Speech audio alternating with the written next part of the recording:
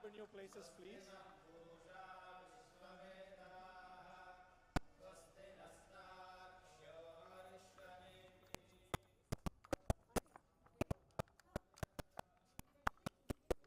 Jai Sriman Narayana.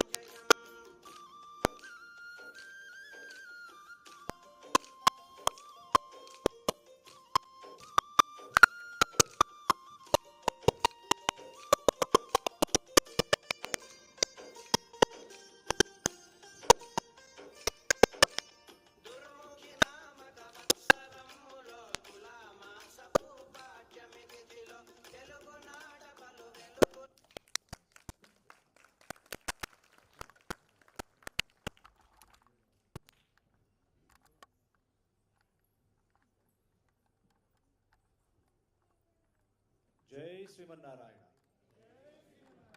Om Asmadgurubhyo Namaha. Kasyapanvaya Samjatam Narayana Padasritam Sriman Narayanam Vande Yatiswara Sriyajusham.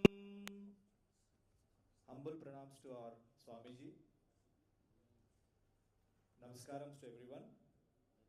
A very divine and blissful welcome to all our esteemed devotees, volunteers, and respected guests gathered here today. Before we begin this divine evening, let us respectfully acknowledge that we are meeting on the traditional lands of the Wardjuk Nyunga people. We pay our respects to the elders past, present, and emerging, and extend that respect to all Aboriginal and Torres Strait Islander people present today. The most awaited moment of this blessed evening has arrived. We are truly fortunate, blessed, and deeply humbled to be in this divine presence of our beloved Acharya, His Holiness, Sri Tridandi Sriman Narayana Ramanuja Chinna Jeeyar Swamiji. Jai Sri Raman. Jai Sriman Narayana. Very few moments in life come with such a spiritual significance, where we get to listen to the timeless truths from a living embodiment of Dharma and compassion. It is said that even one word from a Sadguru can transform our entire life. At this auspicious moment, we are honored and truly blessed to have among us His Holiness Sri Tridandi Sriman Narayana Ramanuja Chinna Jeeyar Swamiji. So to invoke divine blessings for today's proceedings, I request Prajna Kids, Abhiram Sista, Akshay Senagapalli, Charishma Pallapotu, Vasant Vanam, Shrestha and Yogya Sri Gokavarapu, Neil Nayak, to start the starting prayers of the day. Jai Sriman Narayana.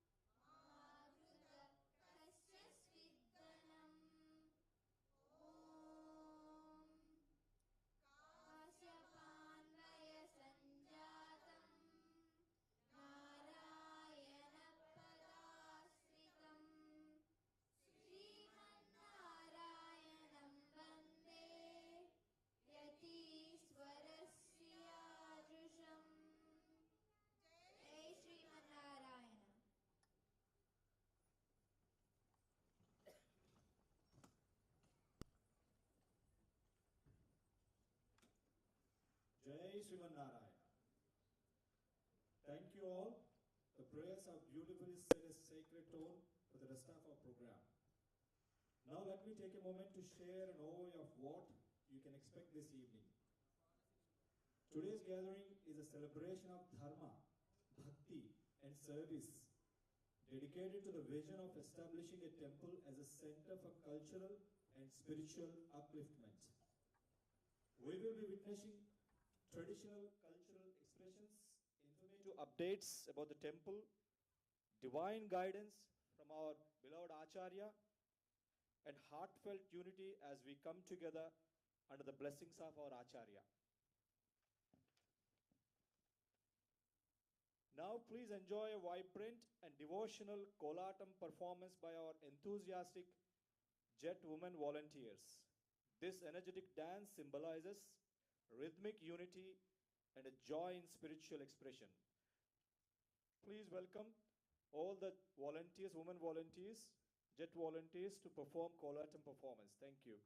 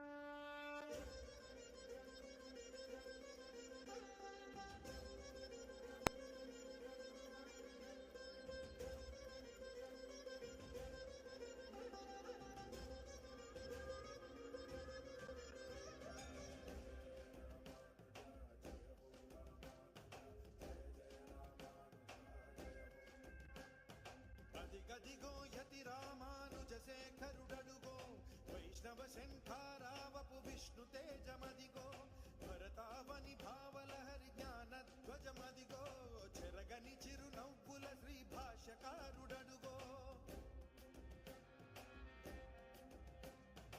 అజ్ఞానపు రూపుమాపు ఆది గురువు ఎడుగో విజ్ఞానమునందించే జగద్గురువులరుగో అదిగదిగో యతి రామానుజ శేఖరుడడుగో వైష్ణవ శంఖారావపు విష్ణు తేజమదిగో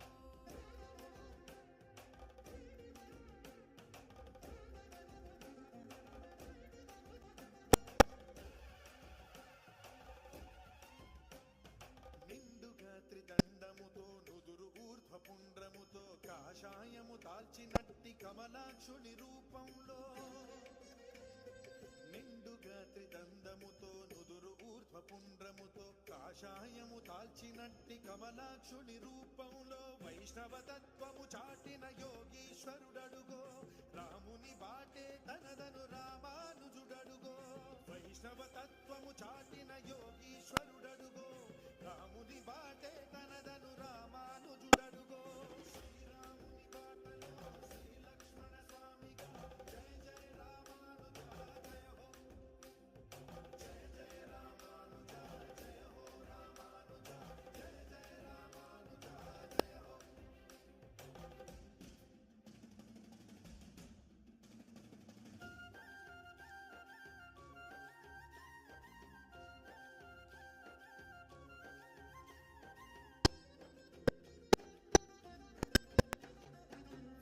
విశిష్టాద్వైతంబును చాటిన వాడడుగో వైదిక ధర్మము నిలిపిన ఆచార్యుండడుగో విశిష్టాద్వైతంబును చాటిన వాడడుగో వైదిక ధర్మము నిలిపిన ఆచార్యుండడుగో ఓ పురాణ తిరుమంత్రము చాటిన వాడడుగో మోక్షానికి మార్గమైన రామానుజులరుగో ఓ పురాణ తిరుమంత్రము చాటిన వాడడుగో మోక్షానికి మార్గమైన రామానుజులరుగో పరమగు గురుమూర్తిగా చెరగని శ్రీకీర్తిగా జయ జయ రామానుజ జయ హో జయ జయ రామానుజ జయ హో రామానుజ జయ జయ రామానుజ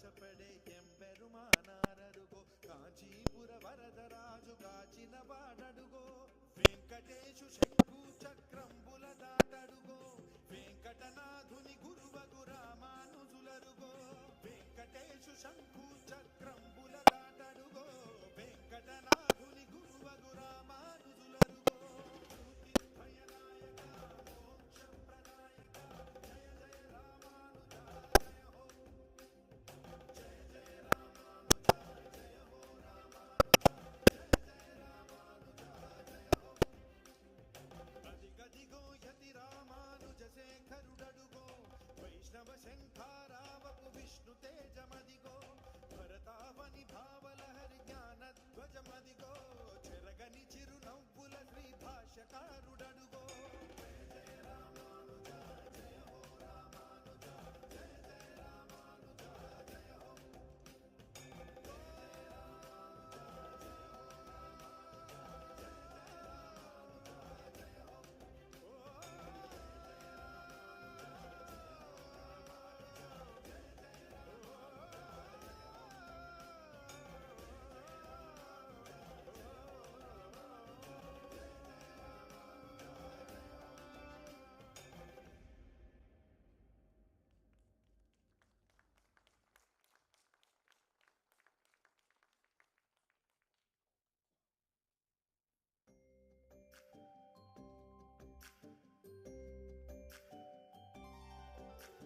जय श्रीमन्नारायण जय श्रीमन्नारायण जय श्रीमन्नारायण जय श्रीमन्नारायण जय श्रीमन्नारायण जय श्रीमन्नारायण जय श्रीमन्नारायण जय श्रीमन्नारायण जय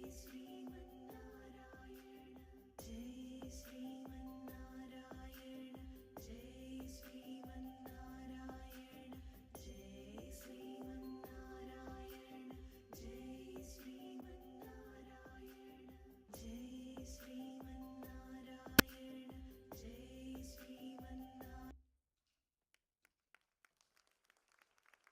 Jai Srimanarayana. How fortunate we are all. Especially, you're all so fortunate to perform in front of our beloved Acharya, our Pratyaksha Daivam. What else we need? The bliss I can see. Jai Srimanarayana.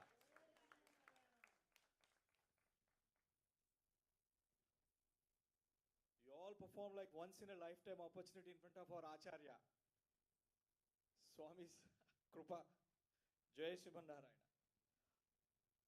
We'll move on to the next program. That's about the temple project update.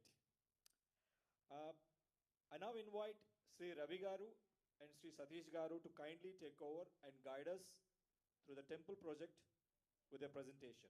Thank you so much.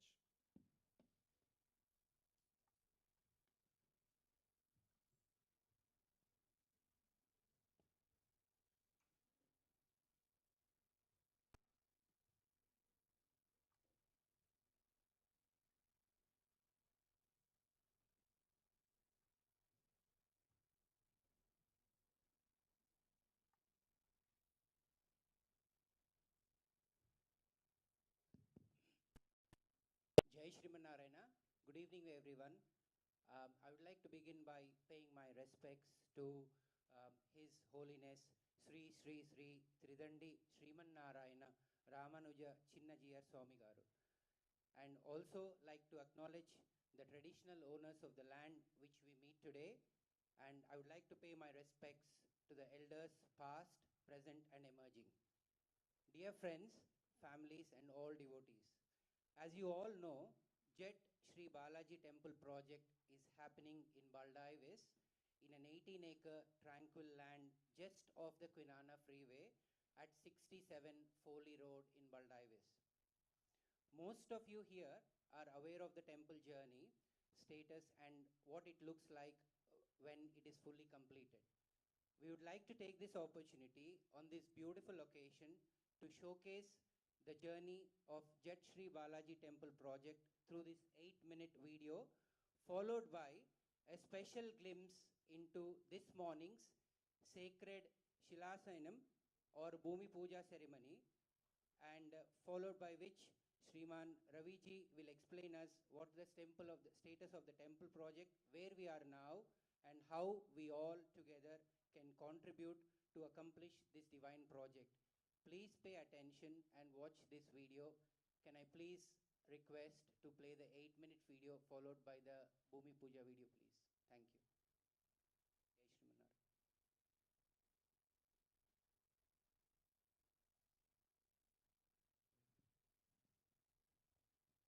सुप्रदारामपूर्वा सन्ध्या प्रवर्तते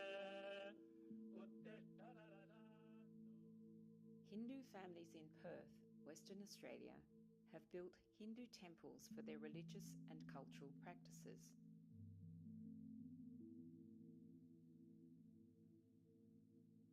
There are many branches of Hinduism reflecting the diversity within Hindu religious practice.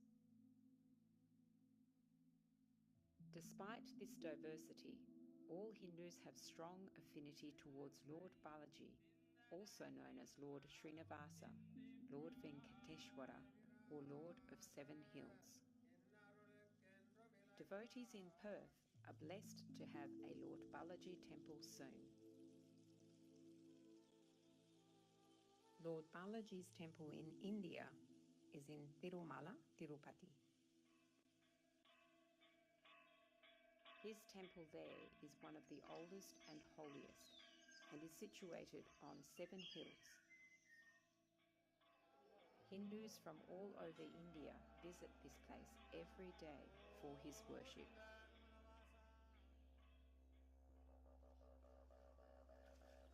The devotees of Lord Balaji in Perth have been longing for his appearance here and wish to build a dedicated place of worship. The chosen land for Lord Balaji's temple is situated between the ocean shoreline of Rockingham and the eastern hills of the Darling Ranges on a tranquil rural property in Baldivis. The freeway from Perth City is at its doorstep, enabling devotees to reach the temple conveniently. The land has been purchased and approvals have been obtained to develop the site as a place of worship. The temple project is not only for the welfare of devotees, but also for the benefit of surrounding flora, fauna, and general environment. Conserving and enhancing the existing vegetation of the Folly Pool wetland provides a rich opportunity for the Jet community. The temple project begins with substantial tree planting to enhance the green life, which will bring great improvement to the visual and physical quality of the land. The great social reformer, Bhagavad Ramanuja Acharya, promoted a philosophy of universal peace and equality. The Sri Balaji Temple will foster cultural and educational harmony through the practice of his philosophy. The temple project stage 1 comprises of the main temple and car park with associated buildings such as priest residence, temple kitchen and ablutions. Stage 2 will be the library and dining hall. Stage 3 will be the guest accommodation. Designed with input from Stapati to Vastu principles, the main temple will serve the Lord Balaji devotees as a place of prayer and worship. The supporting facilities will be a place for families to gather, especially after prayer.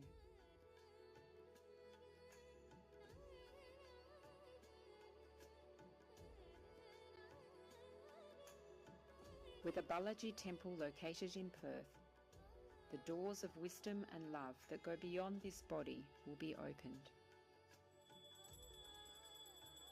Devotees can strive to realize their true nature, their subservience to God, as they learn about the activities performed in a temple through an acharya. The temple design incorporates a ceremonial perimeter pathway for the chariot to circumnavigate. An ablutions building, including hair tonsuring facility, is included in the design. The priest residence is located close to the temple and can accommodate the priests and their families. The temple kitchen will be used by the priests to make food offerings to the deities used in the ceremonies. The chariot store makes use of an existing shed on the land. A beautiful water feature sits adjacent, northeast of the temple as dictated by Vastu principles.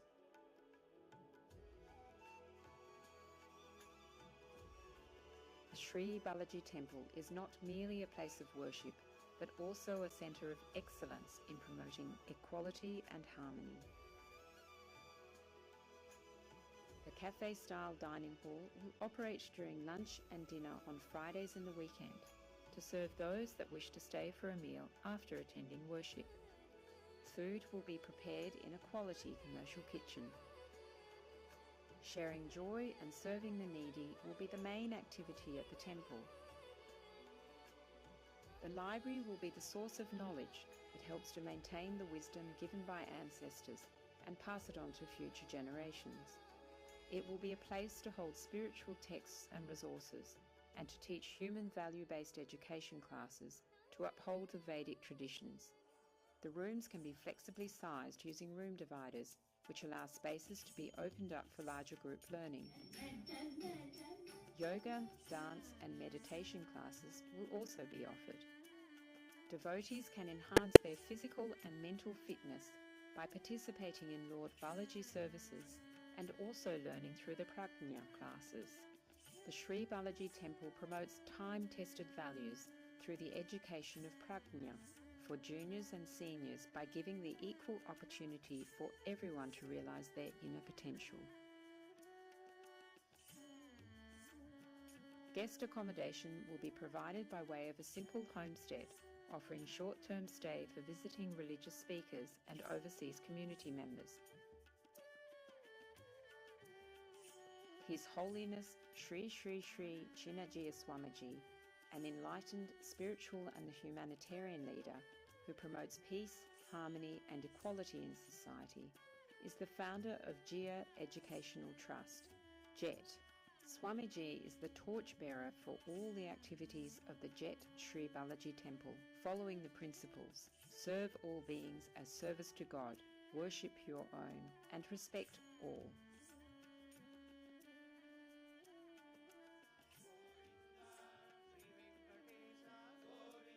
There is much suffering in the world today because of the ignorance of this wisdom. The practices the rishis teach include those for the physical, mental, intellectual and spiritual purification. With the Balaji Temple here in Perth, devotees will now have opportunity to offer their prayers as done in Tirumala. To fulfill the dreams of his devotees, Lord Balaji has blessed this community with an opportunity to surrender oneself at the feet of divine power and build his temple. God bless this to take a wonderful shape soon. Jai Shri Manara.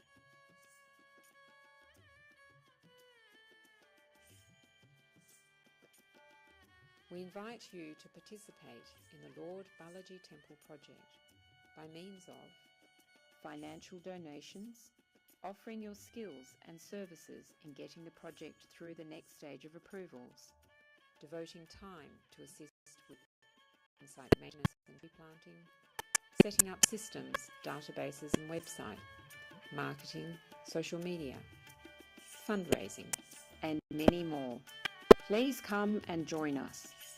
Let us all work together in the spiritual journey of JET Sri Balaji Temple, Perth, and enjoy the divine moments. For more information, please contact a JET coordinator or visit the JET Sri Balaji Temple, Perth website.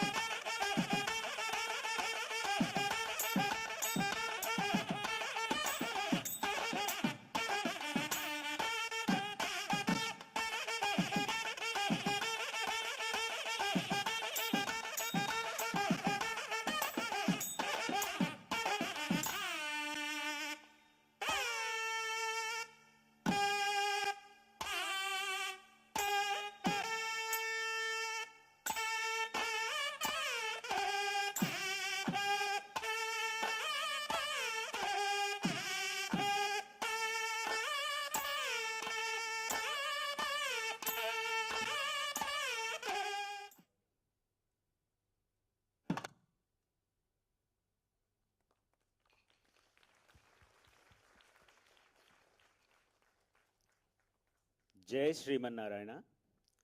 My name is Ravi Morisetti and I am a proud JET volunteer. I must say that today was one of the happiest days for us all JET community in Perth. I would like to share some updates about this temple project. Most of you probably already know that we had obtained developmental approval in December 22, after which now Perumal owns this 18-acre land outrightly without any loans.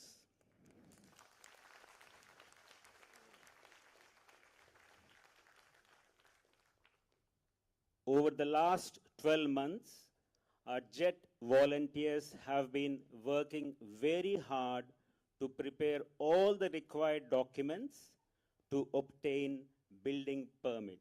Even though we have a development approval, we still need a building permit to build the temple. So we have all the documents ready. Our CDC certifier is satisfied with all the documents. Our file is with DFES, Department of Fire and Emergency Services. They have verbally given us assurance they are also satisfied. However, we are waiting for official document from them.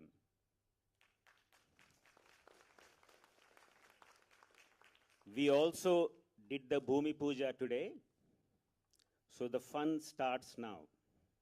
So we all have the challenge to build this temple, and it is up to us to make this dream come true. So all of you in every possible way can contribute to this noble cause.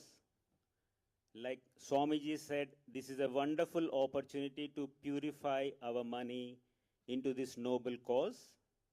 And Swamiji also clarified yesterday that this is not only a place of worship, but this is going to be a place where we are all going to learn, teach, share knowledge, and serve the community.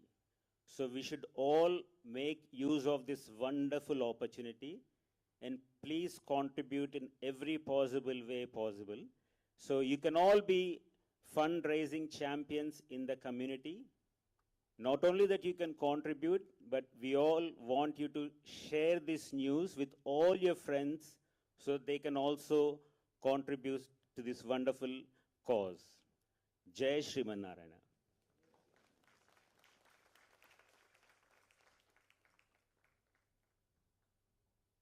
Thank you, Raviji and Satish ji, for the wonderful presentation. A dream is going to happen very soon now in reality with the blessings of our Acharya. Now, we are also fortunate. Swamiji is here with us. And Swamiji's mission is to spread Vedic wisdom, build inclusive communities, and uplift humanity through service, education, and devotion. And today, we are about to receive His Holiness Anugraha Bhashanam on a topic that resonates with all of us. With humble pranams and heartful of anticipation, I now request His Holiness Sri Sri Sri Chinna Jeeyar Swamivaru to kindly come onto the stage. Prashant.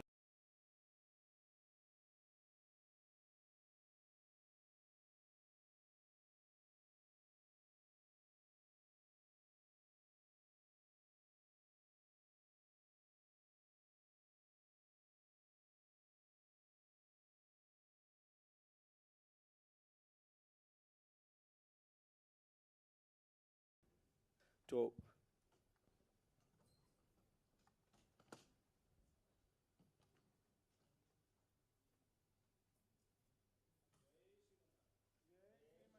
Jai Sriman Narayana. Humble pranams to Swamiji's lotus feet.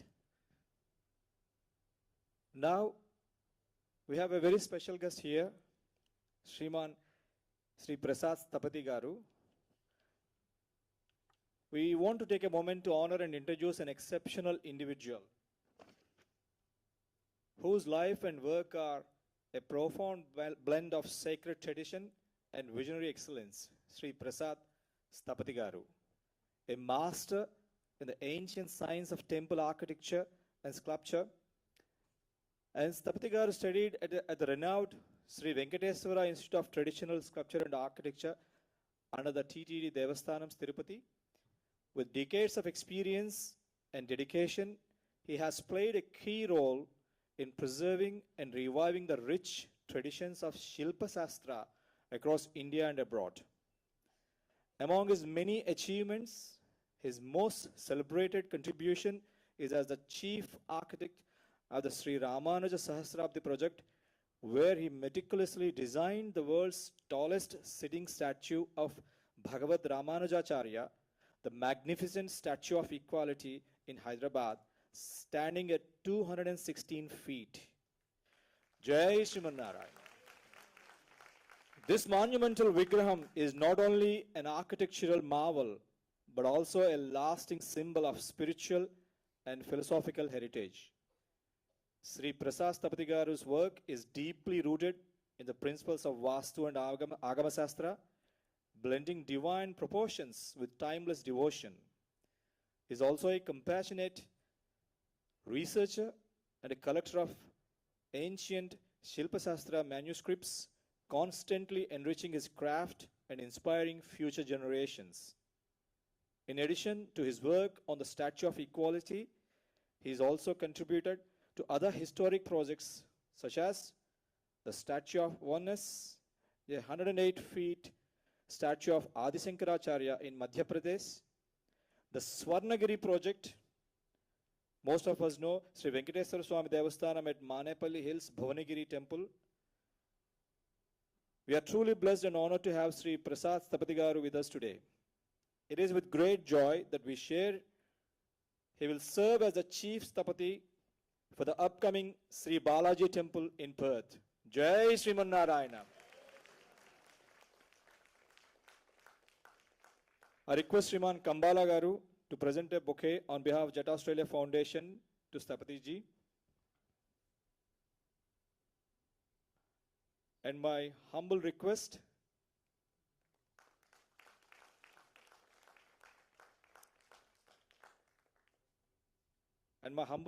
to Swamiji to bless Sthapati ji with a shawl and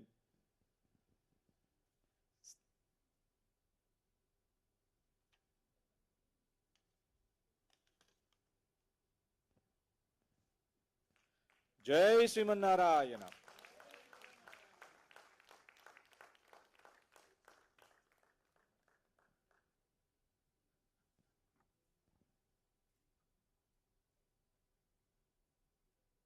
We are all so fortunate to have such a wonderful architecture for us here. With the blessings of our Acharya, Prasad Sthapati ji also here.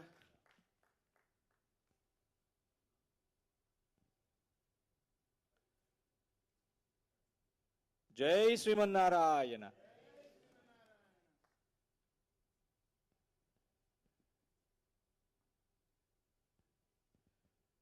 One more time. Jai Sriman Narayana.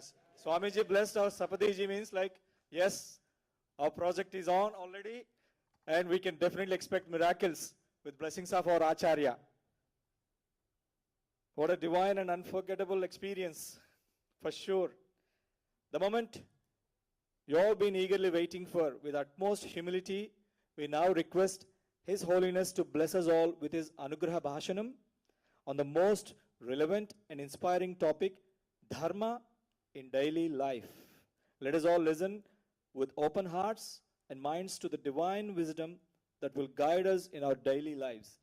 Jai Sriman Narayana Swami.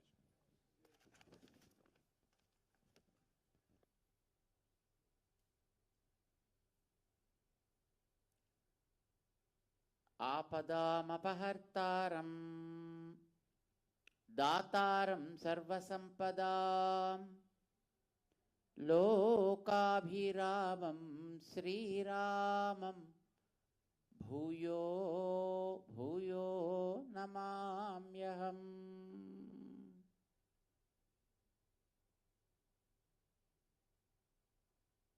Srimannarayana. ಪ್ರಿಯ ಭಗವದ್ ಬಾಂಧವ, should we begin with a small divine name of the Lord? Should we chant a small bhajan?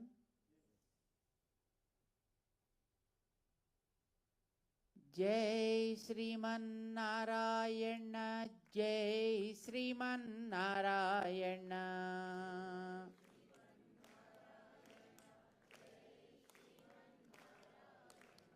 Jai Sriman Narayana, Jai Jai Jai.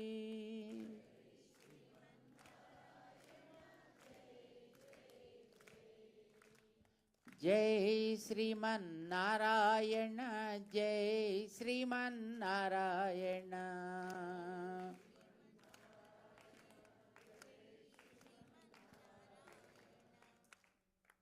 Looks like no lunch.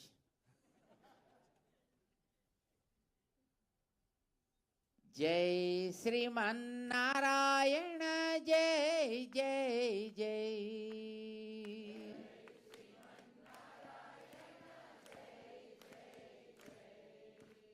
Jai Sriman Narayana, Jai Sriman Narayana.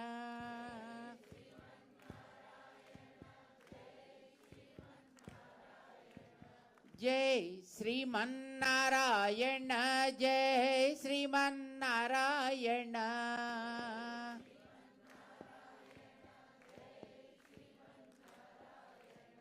Jai Sriman Narayana, Jai Jai Jai.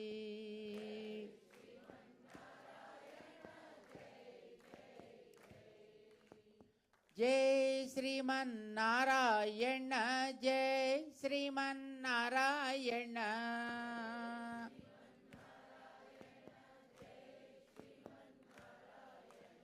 Jai Sriman Narayana, Jai Jai Jai.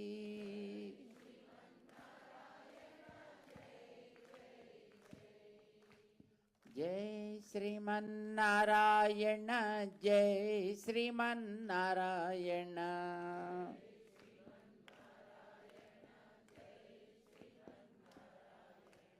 Jai Sriman Narayana, Jai Jai Jai.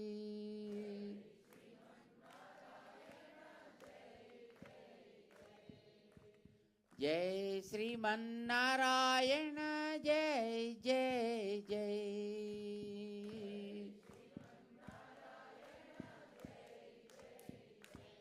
Gol Lakshmi Narayana Bhagwan ki, Venkatesh Bhagwan ki, Ramanuja Swamiji Maharaj ki, Samasta Bhakta Vrinda ki. Jai Sriman Narayana. Priya Bhagavad Bandho, so happy to see all of you here on this working day. We know it is very difficult to squeeze the time from the tight schedule you people have in running front and forth to office and home and other homely activities. In spite of that, you are here, shows the devotion and the dedication you have towards good causes. Our Mangala Sasanams to all of you at the outset.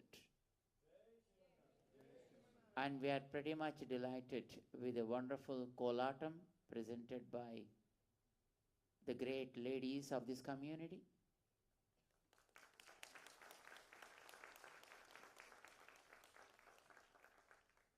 And they made an invitation with that and also presented so beautiful. God bless them with this kind of cultural practices to inspire the people for good services to the community again. My dear friends, the temple that you have shown now here, which is going to come as a not just center of worship, but as a center of preserving the culture for all the community, to include all the locals and also to bless the community for its betterment. I think the purpose of any temple is that. Nowadays, the community became important and temple became secondary. But once upon a time in Bharat, the system was so great. It was the temple that runs the whole show. The cities, towns, and even mega cities were always temple-centric. Like they used to have a temple first, and around that they used to construct the cities. That means they want all people should be obedient and humble with God, and then should care each other, for each other. We want that a society where people care for each other, isn't it? Not just leading an isolated life of their own. That now becomes a society. In any sort of society, we expect one is caring for the other, for their needs and how they support. This happens when you feel the oneness. And our Vedic scriptures not just talk about one family, one town or a city. They talk about the entire world as a single family. Vasudhaiva Kutumbakam. That is what they wanted us to understand. For which they always focused on the God should be the central focal point for the entire community. You may be knowing a few temple cities like Puri, Jagannath. How many of you have visited the Puri, Jagannath? Looks not many. At least you need to make a point when you visit India. You should go to Puri, Jagannath, which is in the Orissa state now. It's a temple city. Temple is the main part of that place, and around that, all the service people, stakeholders of the temple, became inhabitants around it.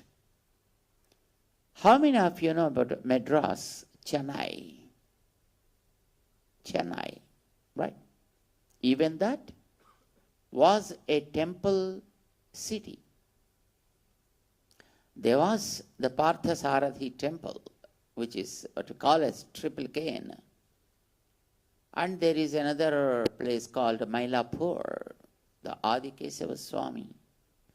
So they were the centers, and around that city started developing in the beginning stage. And slowly, of course, cities are expanding to the wider horizons.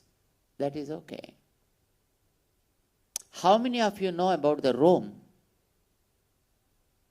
Rome, Vatican. How is that city built? There, for them, church is the main place.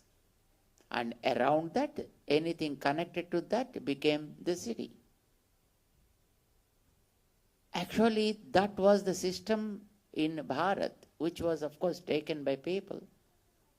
And people of that India now forgot their system. for, of course, many reasons. Temple should always promote the social strength,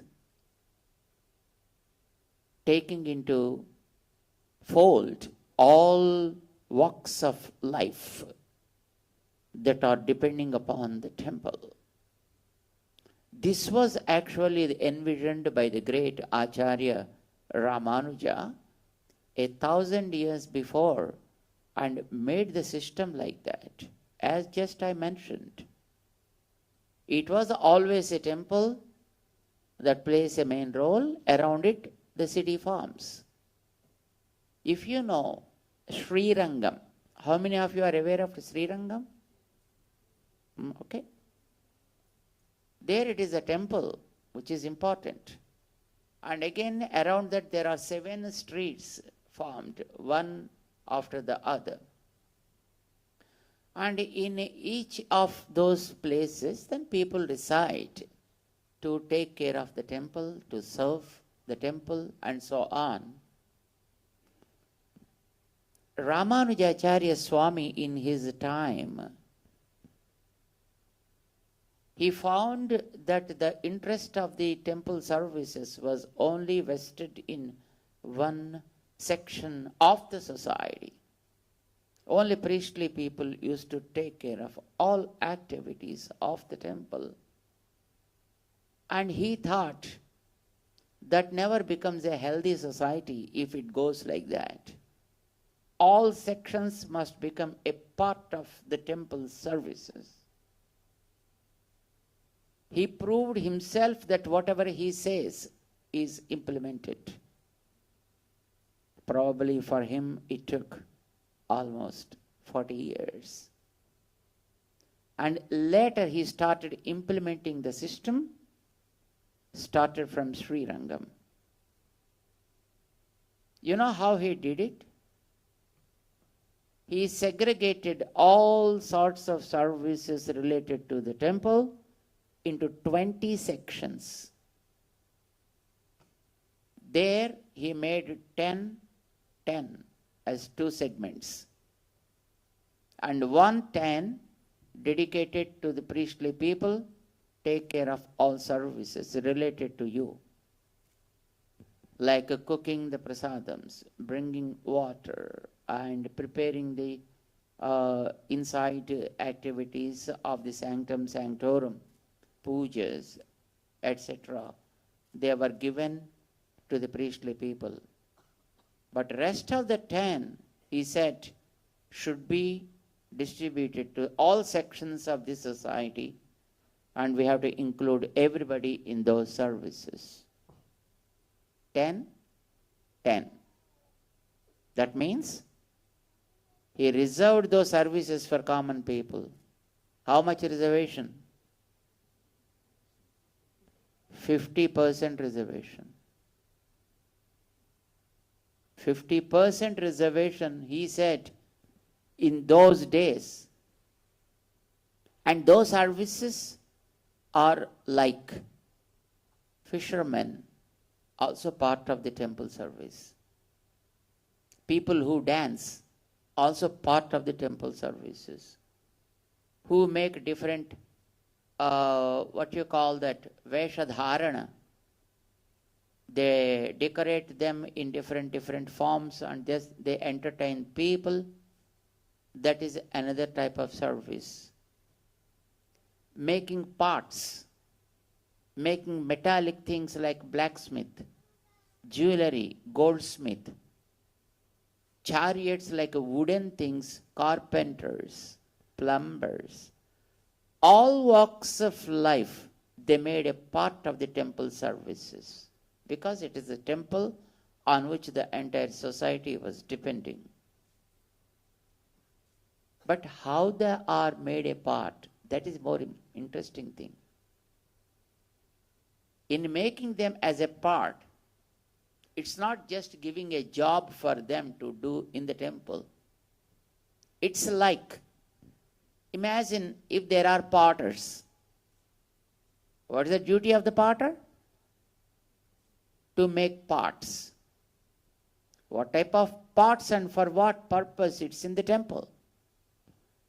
To prepare all the prasadams to the deities must be cooked in pots only, not in metallic utensils. They should be cooked in pots. That's why I asked you, do you have an idea of Puri Jagannath? In Puri Jagannath, even today, that is the system followed. But how they are involved in the service? They people, potters, one family makes all the pots, right? All the pots made by them for 1 year are given to the temple for 1 day's service. 1 day's service. That means how many people are needed? Minimum 360 families.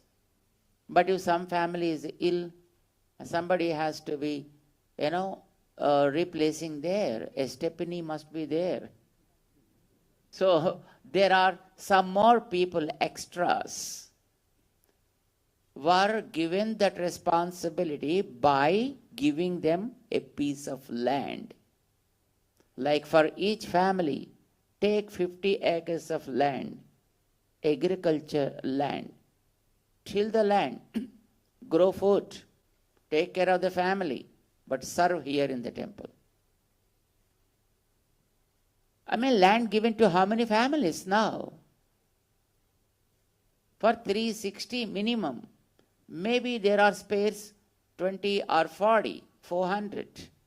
For all the 400 people, all the 400 families, for each a minimum of 50 to 100 acres of land is given. They need to till the land, and then they have to take care of the families, but they have to extend the services in the temple, for the temple. Same with the washermen, with the barbers, with people who hold the lamps, who made the palanquins, who prepare the curtains, and who are carrying the palanquins during the festivities, who play the drums and also the sannai, etc. For all of them required sufficient landed property is dedicated, and they have to enjoy and serve here in the temple. That was the system Ramanujacharya made, because any land always was under the control of temple only. It's not somebody donating to the temple. It was the temple supporting the society. That was the system in those days. Unfortunately, the foreign rule in India, and even after independence, the innocent and probably not innocent, arrogant and ignorant rulers made the system totally collapsed.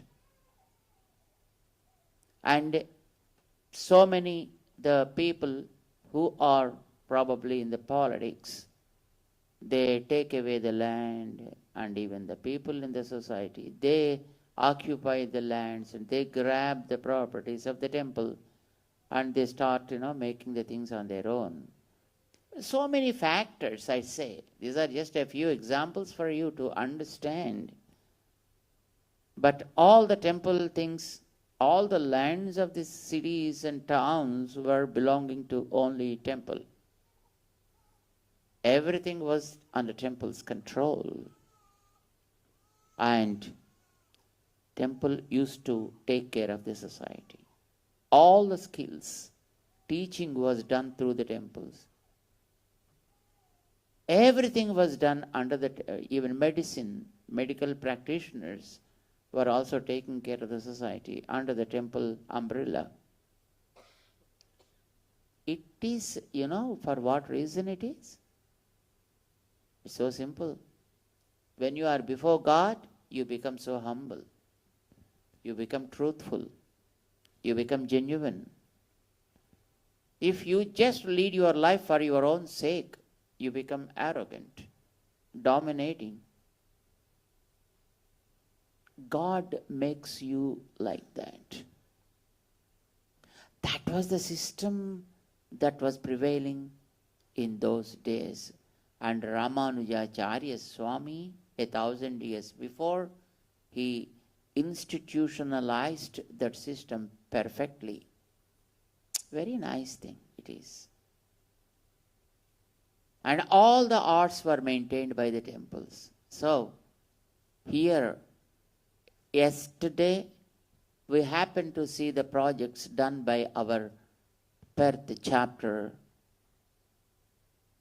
keeping Lord Balaji as the central focal point.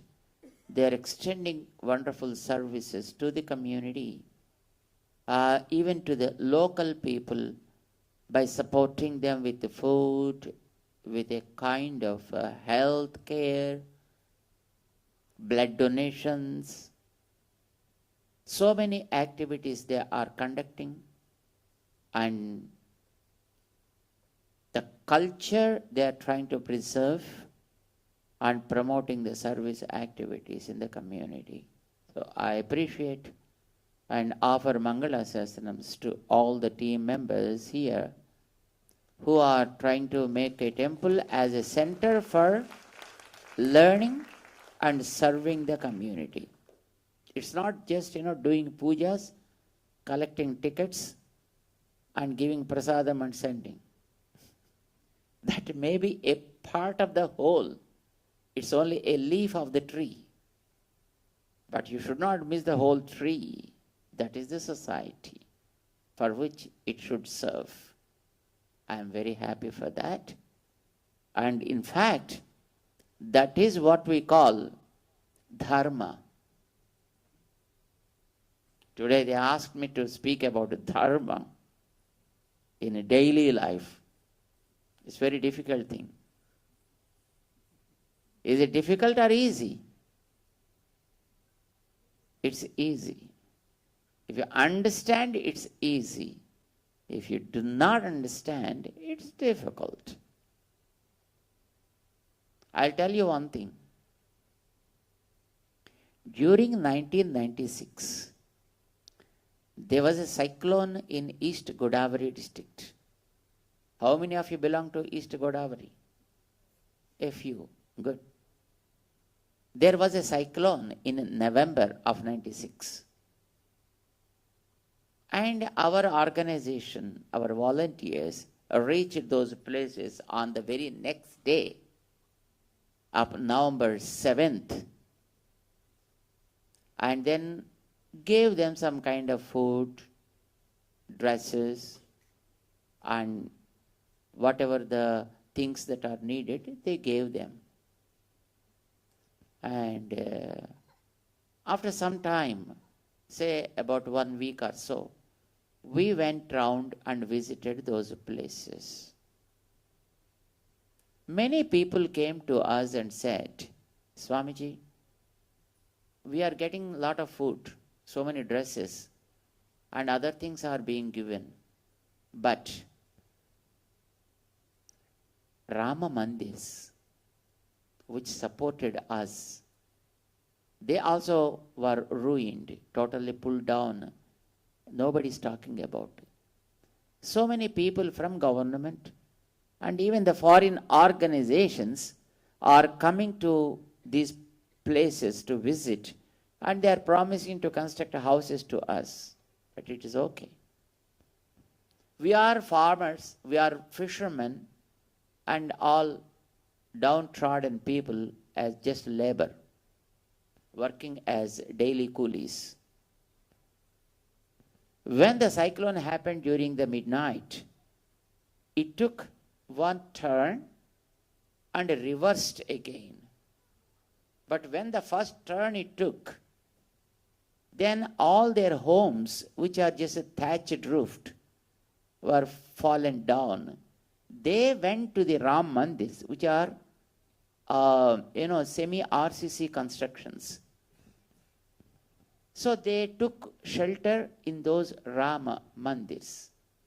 But again, when it turned back, then those temples also were fallen to the grounds. They actually gave life to us.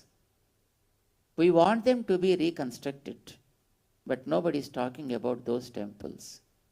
Can you do some favor? This is what they have asked. So we identified those places through our volunteers. There were almost 83 points we found. Out of 83, 42 were totally gone, totally ruined, but 41 was partly damaged. Some compound walls were broken, dhwajastambhams were fallen down, and some kind of the small damages were happened. So we observed all those things and came back to those people, and we organized a small meeting like this. There are 3 mandals during that time, Mummidivaram, Katranikona, etc.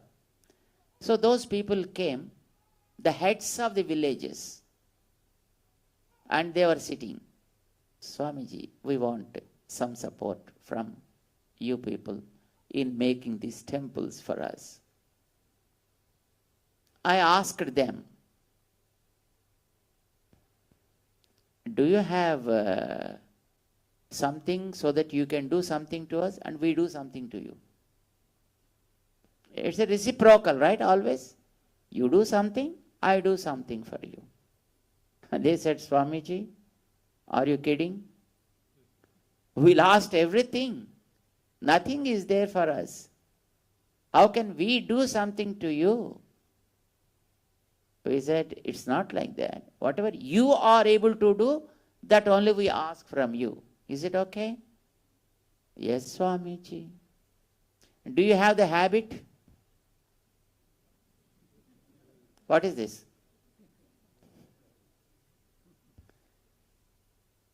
You all do it every day. Don't you? What is that? Not water.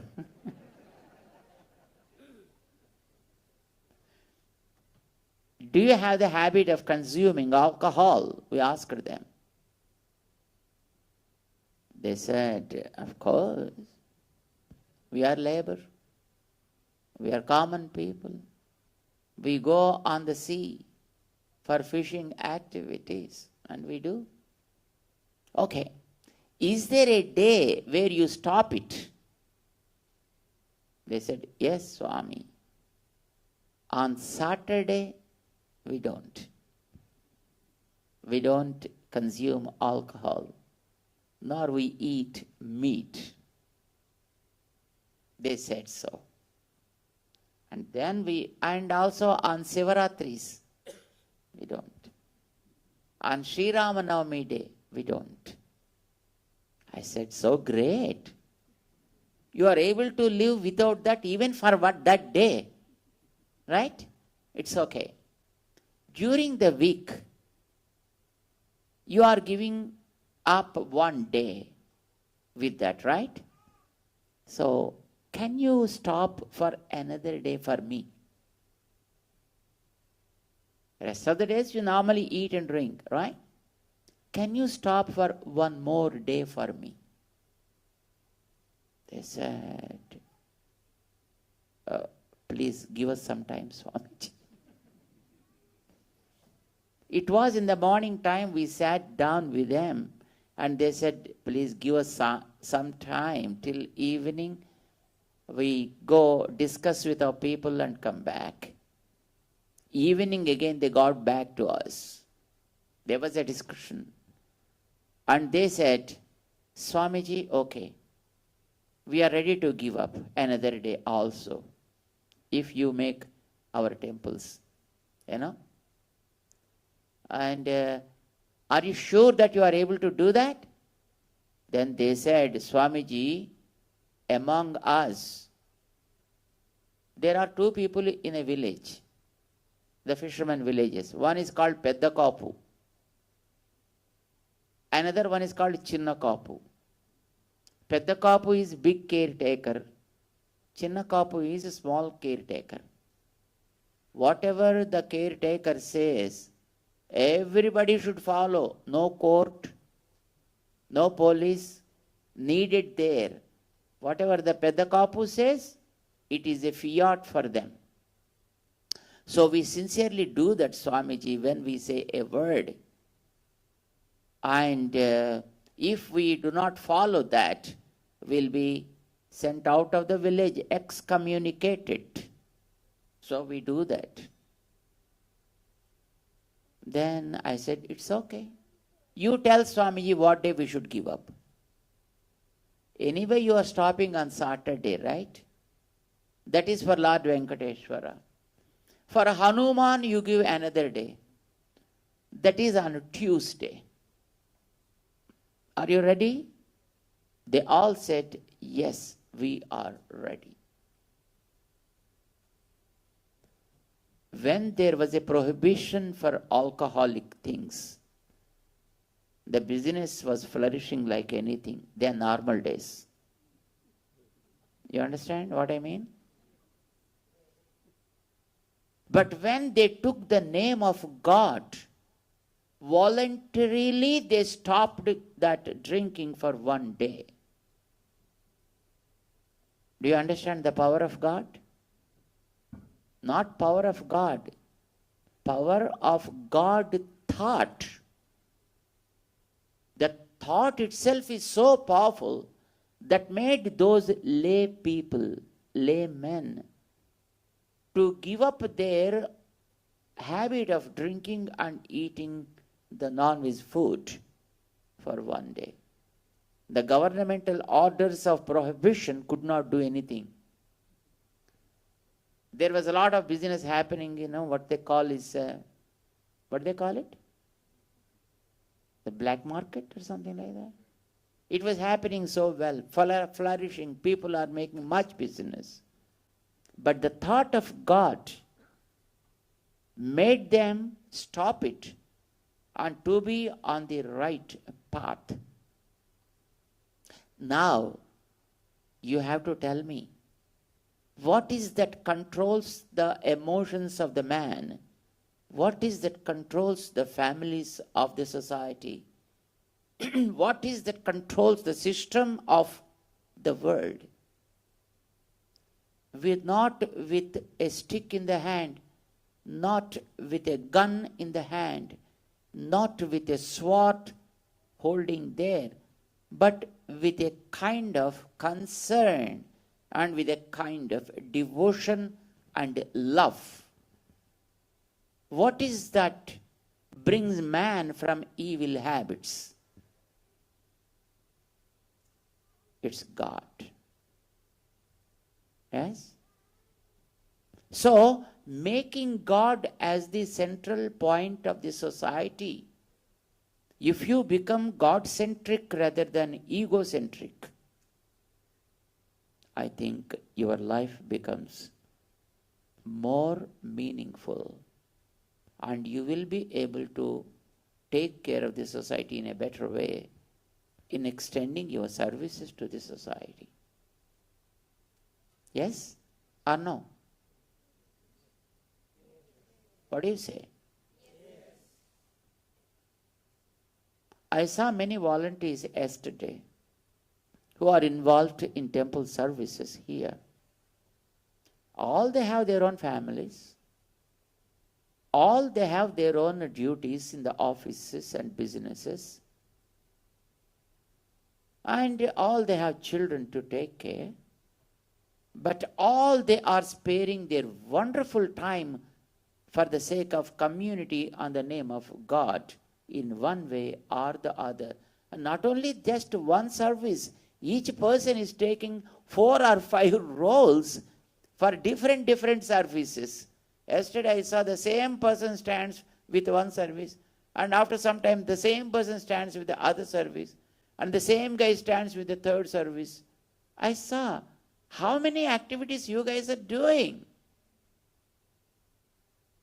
Are you really going to office or not?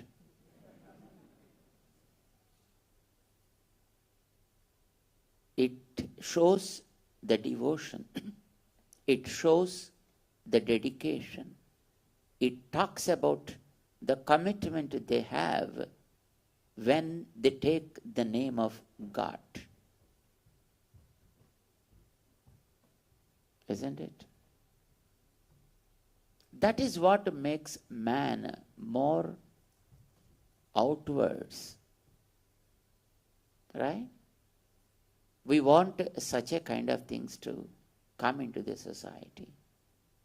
In fact, that is the real Dharma. Understand? Dharma has many facets, my friends. When we have a body, it should work.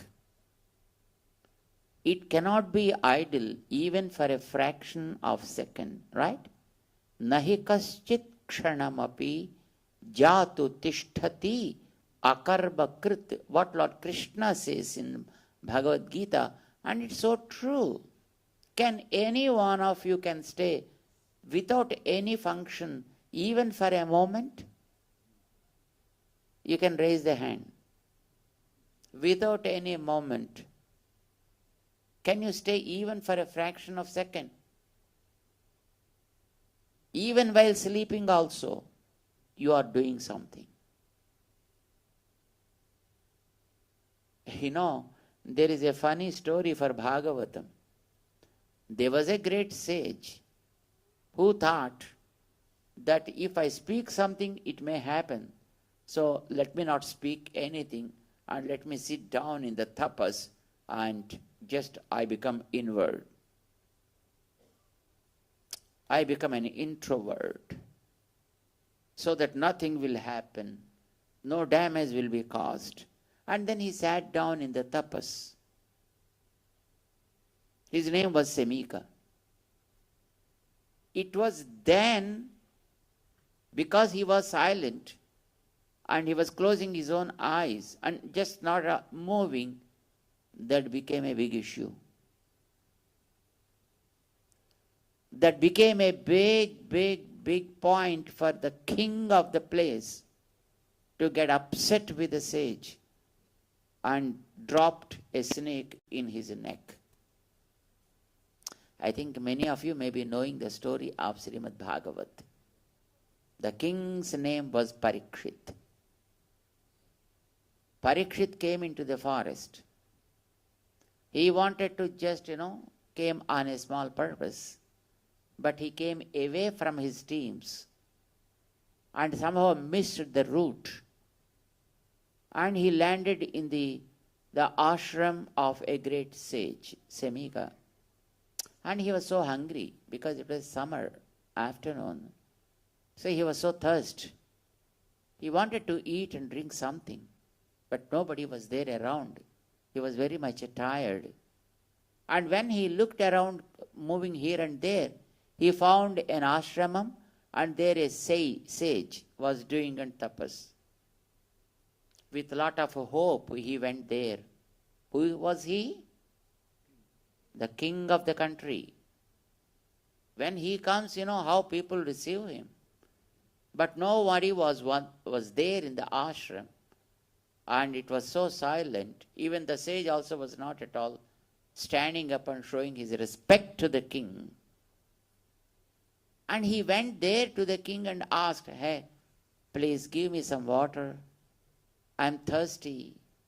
Can you provide some water, please?" But the sage was not in a mood to listen because he was doing a tapas. He was totally in samadhi. So he was not able to hear anything. He asked twice and thrice. When there is no response, he was really upset. And then we don't know what exactly happened. Either a lively snake probably must have used, to put in his neck. Because any anger goes like that only, Sometimes we blow the table. We just, close the doors with sound. Or sometimes if it is the ladies, noise in the kitchen will be there. With the spoons and plates and vessels, Something will happen like that. So this king probably dropped a snake. We don't know whether it's a dead snake or probably a lively snake was dropped there and it died because of the power of the sage. But we don't know that. But a snake was lying in his neck, dying. And king thought, yes, I did something, gave a repartee to him. And then, of course, he left. And probably he might have gone to his people and kingdom later. The story was not ended there. During that evening, his own son returned from the forest and saw the snake in his neck. It was dead. Then he said, who dropped this dead snake in my father's neck? Normal snakes won't come to him at all. Somebody might have done this. Maybe it is a lively snake he dropped. Because of my father's tapas, it might have died. Or probably a dead snake must have been dropped here to insult him. Whatever it may be, let the king die with a snake bite in 7 days. Just throw a curse. And of course, in the normal course, the father used to come back from the samadhi after the sunset. He came back and he understood the situation. And then he said, Arre, why did you curse? The person who dropped was the king of this land. It was our duty to respect him. You being my son, you are supposed to be here to take care of the people, but you are not here and you gone playing in your own way. And the king came here, but nobody is there to take care. And then probably he might have done something out of ignorance and out of probably anger. It is not the mistake of the king, it is our own mistake. You did a wrong thing, my son, cursing him like this. But anyway, go to the king. Inform him what you have done. Let him take care of that. So he went there, he spoke with him. King was not, he was not upset with the things because he knows what he did a mistake. Because he was the Parikshit, a great king, he was not depressed.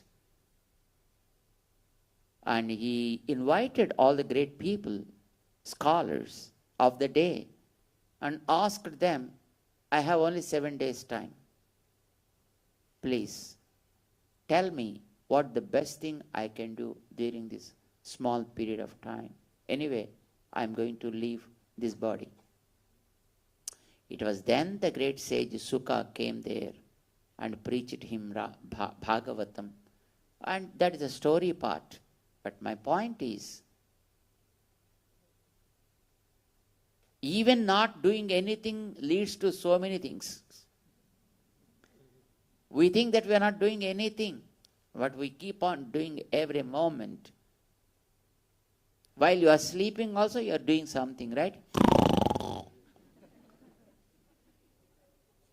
That is an activity too. Breathing in and out is an activity by itself. Blood is circulated even during that time also, isn't it? You may be in a state of dreams. That means some activity is going inside, isn't it? You are laying down. That itself is an activity, isn't it? You now sitting quiet, not doing just anything. This itself is an activity by itself. Krishna says in 5th chapter of Bhagavad Gita, Pasyan, Srunvan, Sprusan, Jigran, Asnan, Gachan, Swapan, Svesan, Pralapan, Unmishan, Nimishannapi. Whatever activity you do, each one is a karma by itself. You are doing your activity. You are not idle. Doing some activity. Some activity is happening in the body constantly. we never, as long as living in this body, we won't be able to keep it idle. We are just doing something or the other. Anyway you are doing, do it perfectly. That's what Dharma is all about. So simple. When you are forced to walk for 100 feet, you are forced to walk anyway. You have to finish the task of walking for 100 feet. Okay? And when you are forced to walk, why to walk crying? Walk with joy. Understand? Walk with joy. You will be able to finish the task easily. Even if you cry also, you are not anyway stopping walking, right? You have to walk. But when you are crying, walking is the physical activity. Crying is the mental activity too. So you are not only just stressing the body, but also adding the strain on your mind. What is the best idea? Stressing both is good idea or stressing only one is good idea? What? So, anyway body has to go through the stress. Let it work. Let the manas, let the mind, not go through the stress. Let the mind become strong and joyous, and happily you can finish the task. Don't add things to the manas. Let the body go through that and keep the manas in a state where it can receive in a positive way. I think simply that is called Dharma. You understand? But we are not really. See, anyway, one person is cooking food, because he has to cook, because wife said, cook for this day. I am going on a task. I will be back in the evening. Anyway, today is Sunday. And because my friends are there, and they invited me, I have to go there. By the time I return, food must be ready. Poor guy has to do that task, isn't it? Of course, many people are doing anyway. But some people say, some people won't say that. So he said, it's okay. He said, okay. And then he started preparing the food. Anyway, you are forced to prepare the food, right? Prepare with joy. Why to do it with cry? Why to do it with pain? Anyway doing. At least let the manas be free. Let the manas be happy. When the manas is happy, the physical strain goes down. You'll be able to bear with it. Physically, straining is not the real strain. Mental strain is the real strain. Remember, you are walking with your spouse. You are just walking with your spouse or probably with your loved one. It was scorchy sun. Understand? And it was a summer afternoon and you are walking. Do you feel painful? No. It may be burning, but you love that. You are so happy with it. And you are forced to walk with someone whom you do not like at all. It was a nice evening with a wonderful breeze from the ocean. And the land also is so smooth. But do you feel happy to walk with them? Whom do you do not like? Every step becomes painful to you. But when you are walking with your loved one, though it is a stony surface, though it was a burning surface with the hot sun, or probably it is a dirty surface, but you don't feel that at all. today morning, we went for Silanyas, right? For laying the foundation stone for the upcoming project of Balaji's temple here.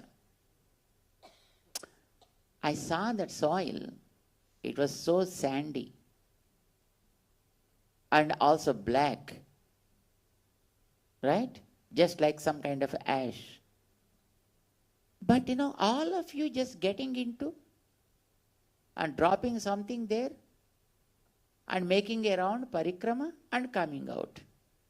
How your foot turned? So black. But did you feel painful? Do you allow such things to happen when you are home? Huh? No. Never. And then why you did not feel anything? You would have been on the top only with the shoes and just dropped them. Why did you go inside? Though you are seeing that it is, just your feet are turning black with the dust, with the sand. But did you feel anything, painful? Probably because you loved it. Love makes things easy for you. It never adds any kind of pain. Even the physical pain also becomes bearable then. Otherwise, even if there is no physical pain, but every moment becomes heavy and heavier because the pain is there in the heart, not in the body. So what is more painful now? Is it physical or mental? The internal pain is the real pain, not physical. So doing physical activity, making the mind and your heart in a safe place where you add no pain there, and you are just able to bear with the physical pain, every activity you do like that becomes a dharma. You understand? Otherwise, every activity becomes a karma. There is a difference between karma and dharma. What is the difference? Dharma is also nothing but an activity. An activity only is called dharma. Dharma is not something, somebody sits in the chair with a jnana mudra and keep on preaching. That's not the dharma. The wonderful definition given by great sage for the word dharma is a practice, an activity with which you get the benefit of this world and also that world.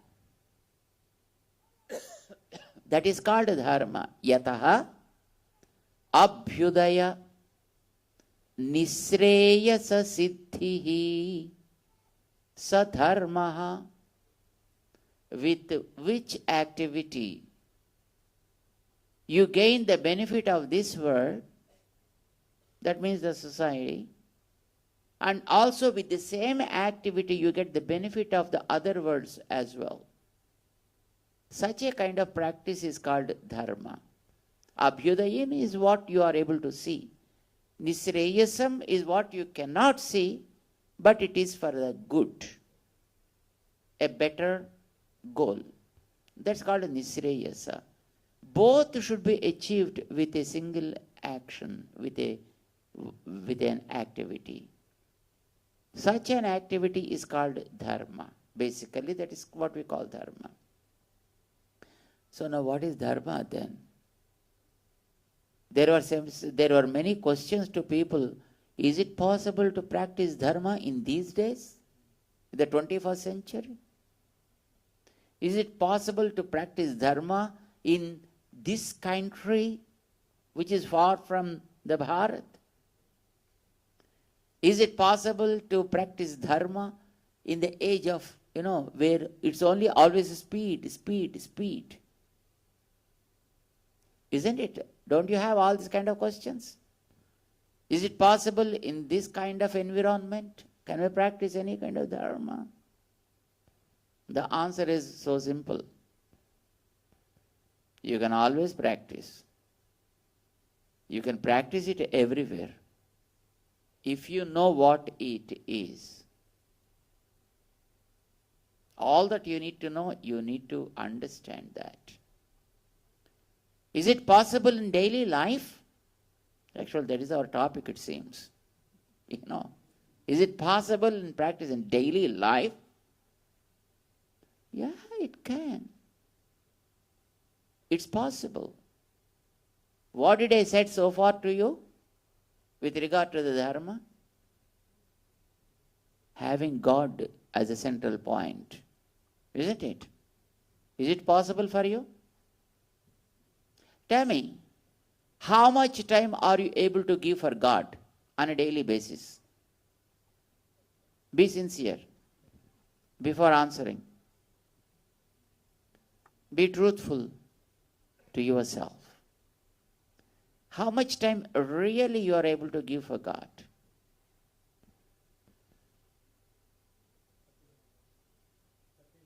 "30 minutes. Wonderful. My friend came with 30 minutes. What about others? 1 hour. Oh, it's like, wonderful. Yeah. 1 hour. Auction. 40 minutes. 1 hour. What about others? 15 minutes. It's okay. Next.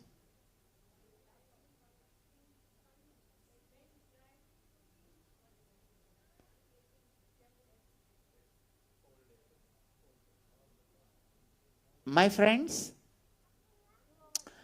how much time you breathe a day?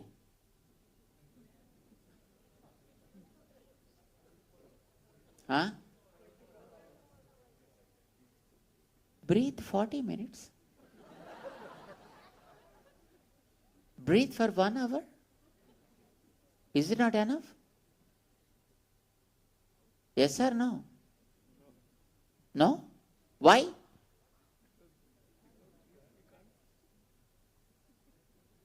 Swamiji, we die. It's okay. What does it mean by die? You lose your body. So simple as that, isn't it? You lose just your body. What is the loss? If you lose this body, another body will be ready for you. But that's not the case, Swamiji. We want to use it in a better way, isn't it? As long as we are here, we should use it for a better purpose. That's okay. Then, if you do not breathe, you will be separated from the body, isn't it? But if you do not do the puja, if you do not remember God, I think you will be separated from God. The soul will be separated from God. What is important, you have to tell me, is it the body or the soul? Soul. Okay. When the soul is important, are you ready to lose God from you? Are you? Ready? No. You want to be with God, right? And how long or for how much time in a day you want to be with God?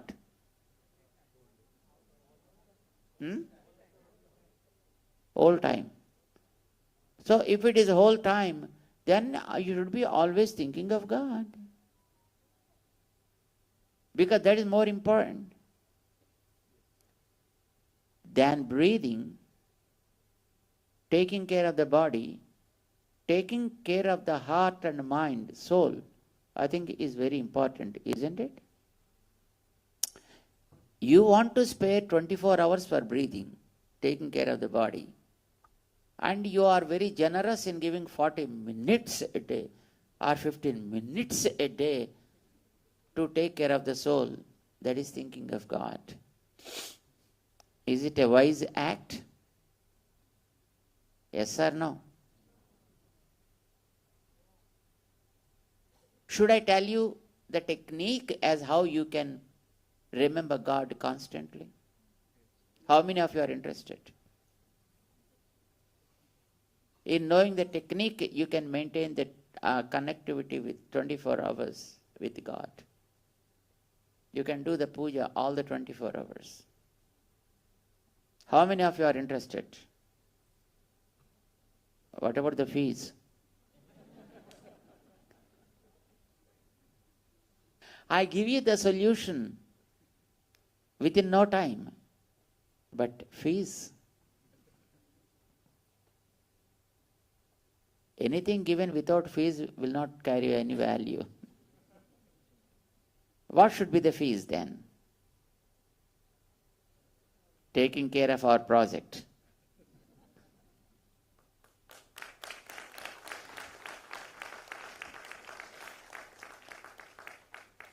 Now, should I give you? Huh? Okay. Do you have the habit of brushing your teeth every day? Sure. Why?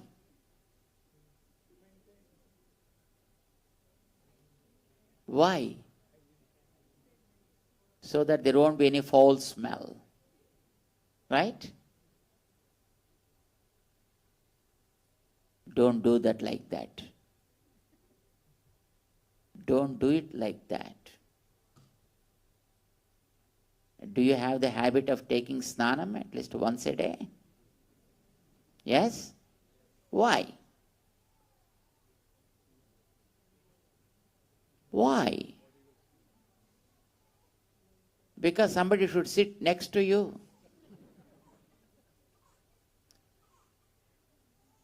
Do you have the habit of eating food? Why?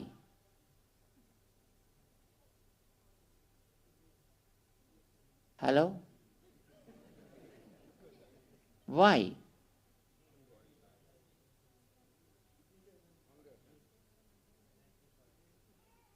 To keep energy, to satisfy your hunger, right? Stop eating like that. Swamiji, we thought you speak something about Dharma. We expected a dharmic upanyasam from you. And what are you talking about? Stopping snana? Stopping dantadhavanam? And stopping eating food? What is this? You may get upset with me. That's okay, no problem. But I want proper answers from you. Okay? Yes or no? Okay. What is the place of God?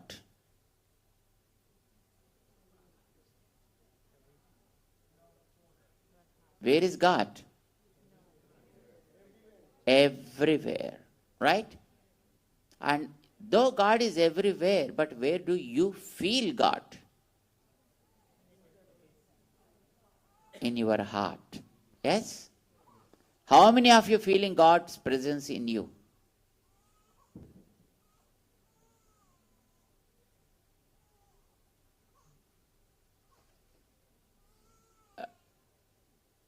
You are not feeling? If God is not there, they will be carried away by a vehicle, Kailasam, Parampadam, something like that. Is God in you? Sure. Okay. When you have a deity there, what is the name of this place becomes? A temple. If God is here, what is the name of this structure?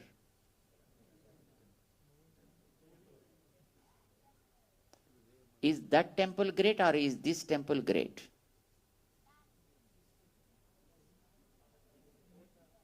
Why? Huh? What?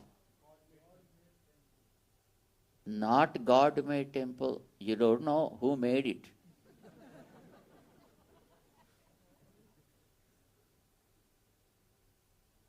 It's because it's a mobile. So much flexibility is here than that temple. The temple doesn't move. There God doesn't speak. But here He speaks. He listens.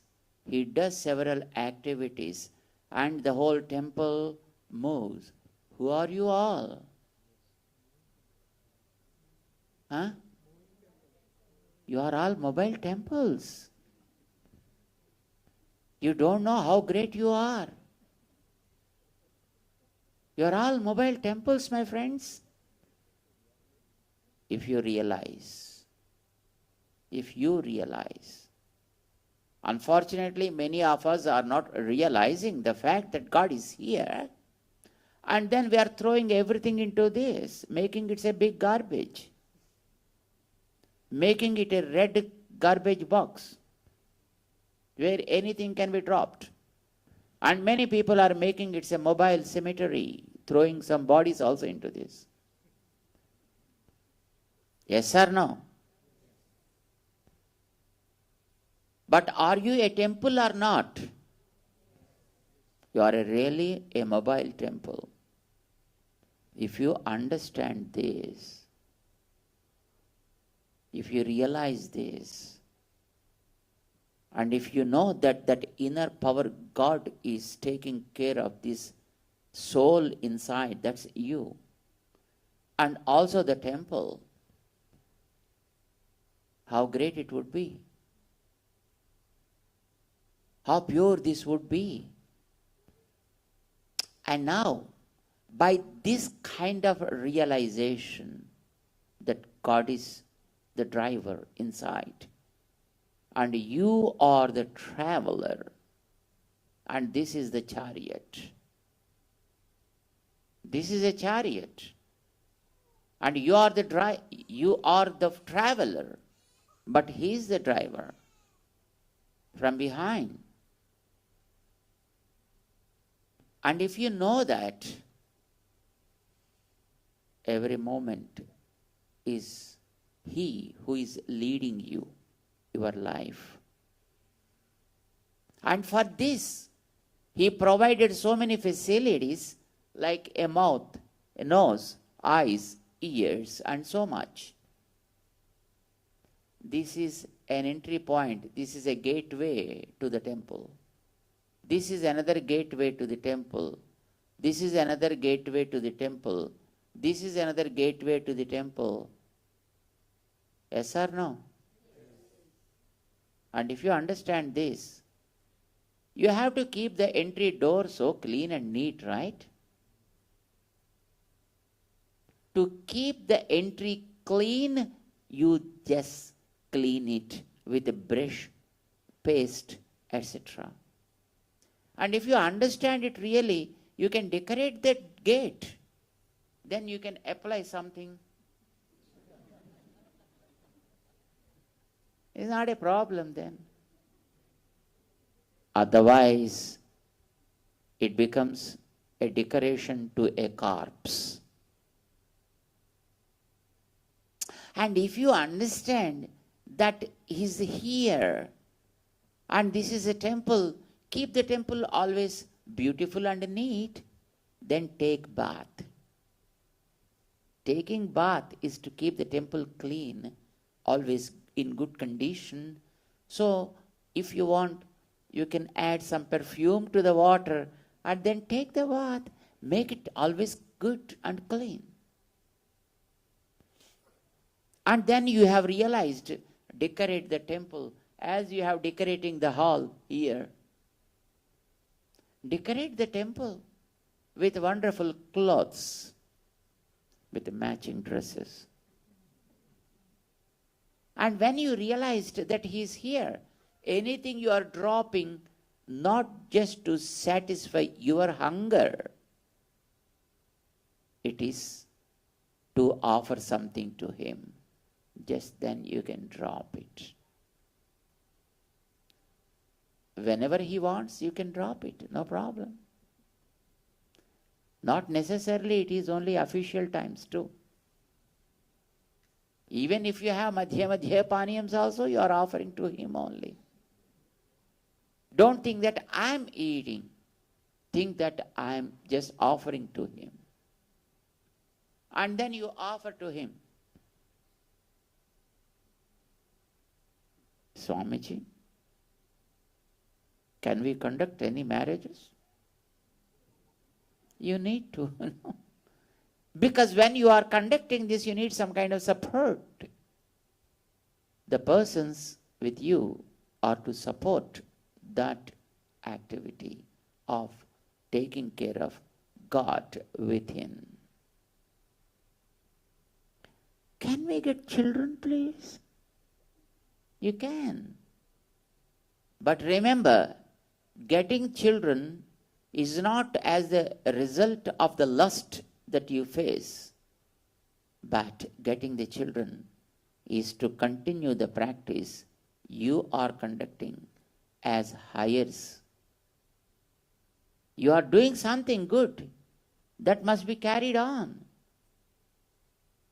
And the children are the hires of the practices that you are doing and what were given to you by your parents, grandparents, and ancestors. Swami, can we have a home, please? Yes. When you are serving God, I think you must be comfortably, put it somewhere. Make a home for Him. To whom? To whom? For God. Because He is invisible here, you have to see Him physically. And to have Him physically, you need a place. So purchase a home or construct a home. Home is not for you. Home is for God, on whose name, Swamiji, it should be registered. Don't register on the name of God then. Again, it goes to the charity. It goes to the ACNC, ASNC or whatever it is. God will be here as a minor. He keeps you as the caretaker. You in the body is a caretaker of His structure, and He the one owner of this body. Understand? So also the home you make, He is the owner, but you are the caretaker. You are the guardian. I am sure that you know well all the properties of the minors are remaining on the name of guardians only. They will deal with all those things. So you can safely keep the bank account and the house registration on your name, not on the name of God. Understand? You can do it. Can we sleep, Swamiji? You can. For any temple, I think after some time they close the temple, right? And they perform the Senasanam to God. And again Suprabhatam in the morning. The same thing you can do. You can keep a nice bed and see the temple takes rest. And again you can go to sleep. You can go to sleep with sound sleep. No problem. It is giving rest to God, who is functioning from within you. And again, when you wake up, Lord in you, so that he can conduct all the activities. You understand what I said? You can go to an office where he puts you in a work. You can earn the money that comes from that. But remember, the money goes to whom? Whose is that money? It's God's money. But it won't be on the name of God, because you are the guardian appointed by Him. So put it on your name only. You are the authority to operate that account. Now, how much time you are with God in a day? How many time? How many hours? Is 40 minutes necessary now? Is 1 hour necessary? If you understand that, if you realize that, every moment you are spending for God. You are in office, dealing with instruments, dealing with devices, dealing with variety of gadgets, computers and people and money, transactions. So many things are happening. But everything is what He provided to you. A service given by Him. You are doing His service.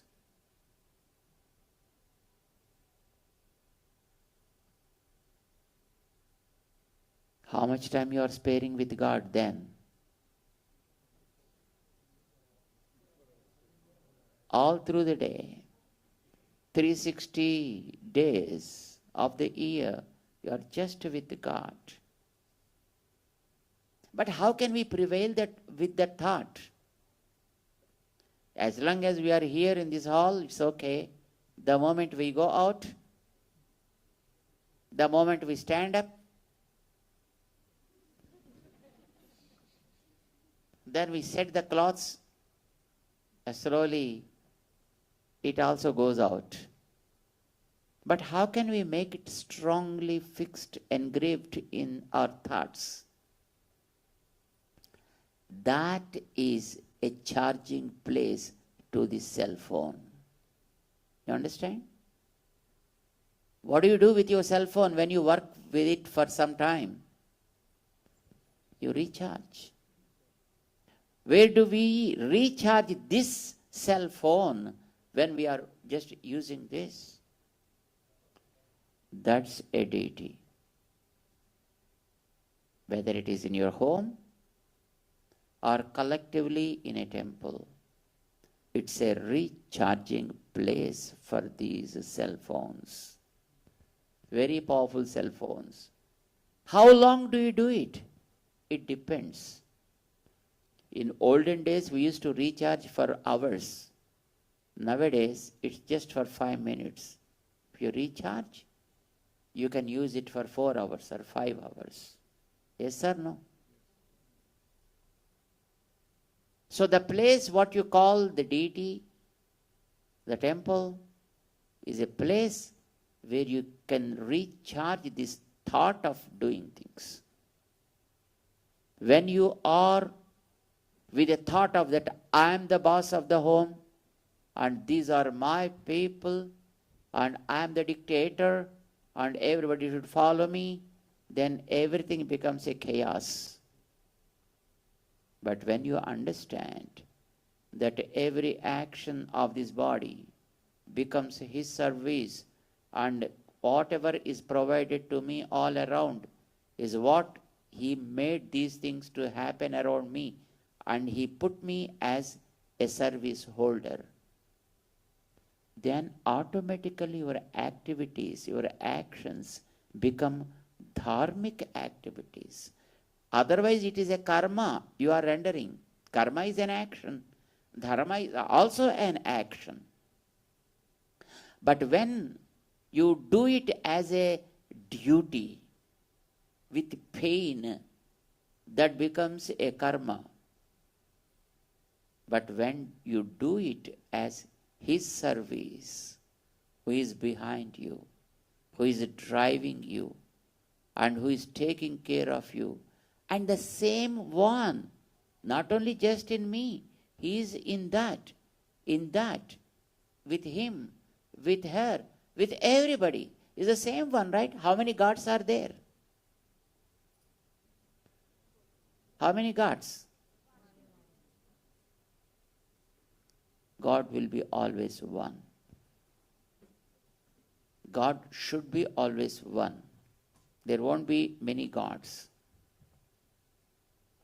But what about those 330 crores or millions?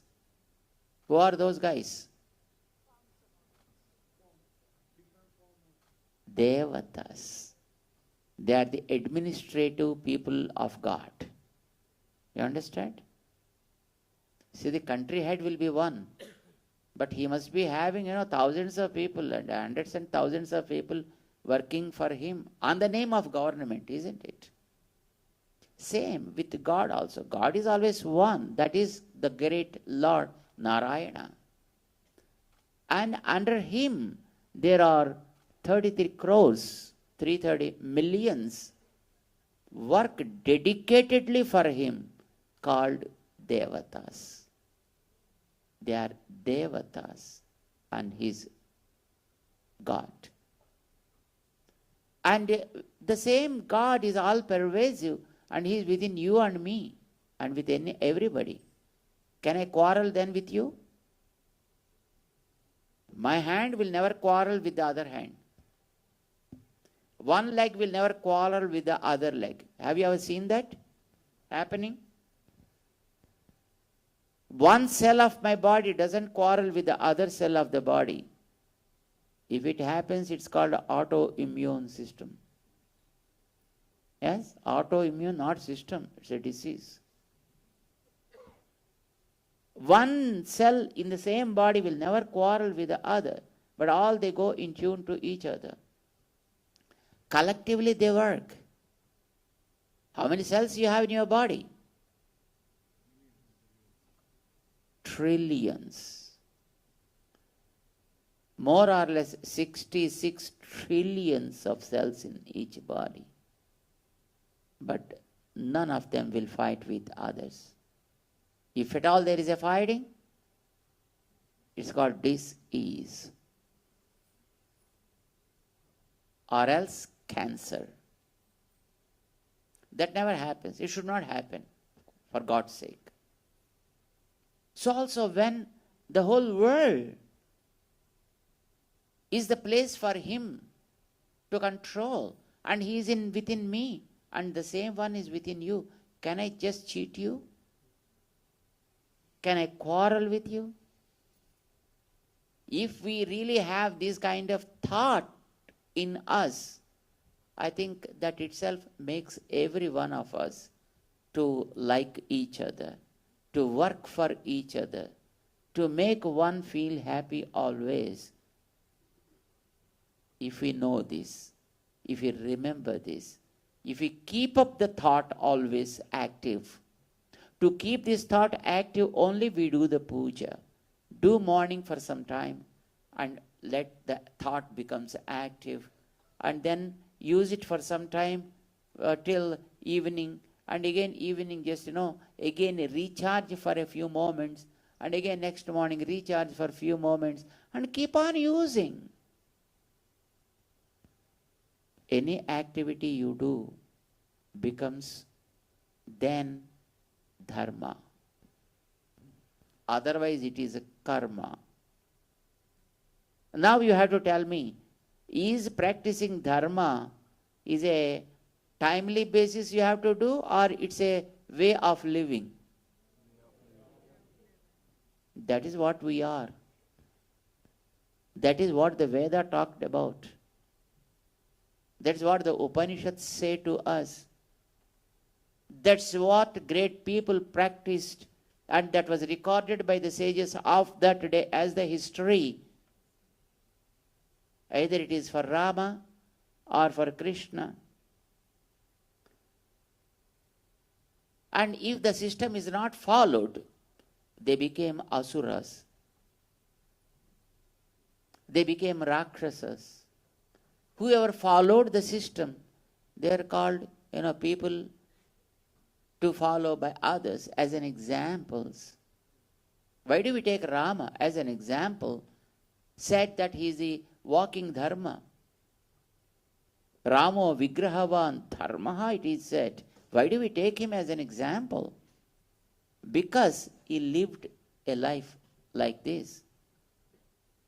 And hence, the sage Valmiki of that day made a record of his life and then presented to us, hey guys, follow him. Follow him. That is all about Dharma. You understand, my friends? Dharma is not something to speak. Dharma is something to practice. Practice is not just as a mechanical practice with the body, but practice it with a thought process, connecting yourself with the God who is present in you, and then make the body as a tool of Him and start working with it. With just the surroundings, with the people around, with the activities that you are in. You can involve in anything. You can play games. You can go to any place.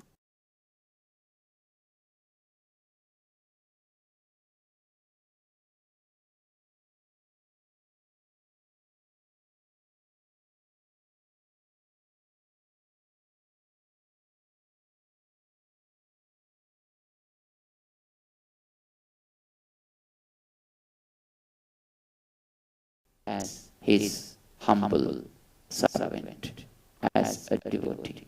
You need not speak it always out. Some people, they say, I am a great devotee. I am always serving God. And when we call him for some services, I come after just a few moments. It's not something you have to speak out. It is something you feel constantly in every moment of your life, in every action of yours, as the one presenting the entire thing for you, and do your life as his service. That is the real Dharma. This is what Lord Krishna said in Bhagavad Gita. You understand? Swakarmana amabhyajya siddhim vindati manavaha. Swakarmana, whatever is your duty, whatever is your activity, keep on doing them. But tamabhyajya, translate it as his service. Swakarmana tamabhyajya. With your duty, see, it becomes his worship. But who is he from whom this entire world show is created, supported, and absorbs, into whom he is the one to worship? Yatah pravrittir bhutani bhutanam yena sarvam idam tatam swakarmana tamabhyajya siddhim vindati manava. A man becomes successful, can lead a faith life when he translates every action, every moment as his service. Then only he can get success. Then only the life becomes meaningful. Let us try to own it, for which all of you have the deities in your home, right? How many of you have temples in your homes? That's great. Then you are with them only. You have recharging points in your homes. But to do collectively, yes, you need a temple. Well, in homes we do in our own way. Sometimes they become a little bit weak.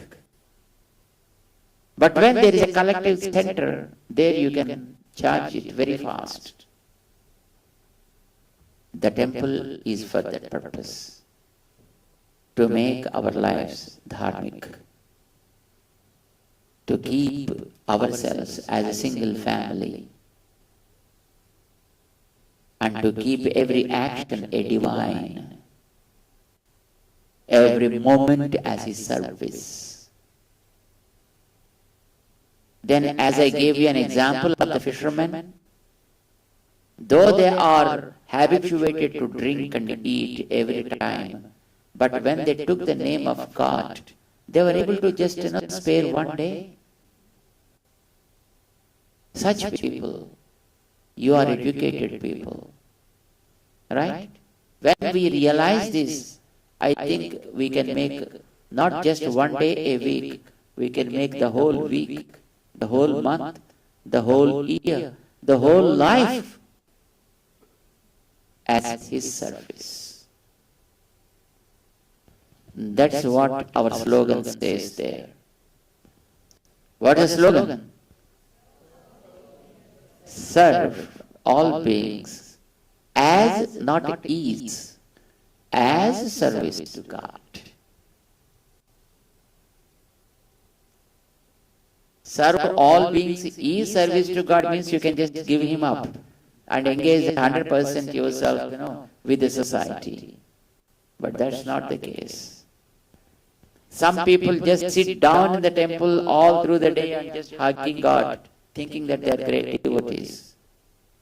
Even that is wrong. Because this is the form of God which you see all around. And you have to extend your services there only. Right? To whom do you serve when you want to serve to a person, when you love a person? I love our Mr. Bhattar Swami, Rishikesh Bhattar. I love him so much. Bhattar Swami, I want to give you this flower bouquet. Can you come, please? You. Wait. Not with the body. Not with the body and the dress.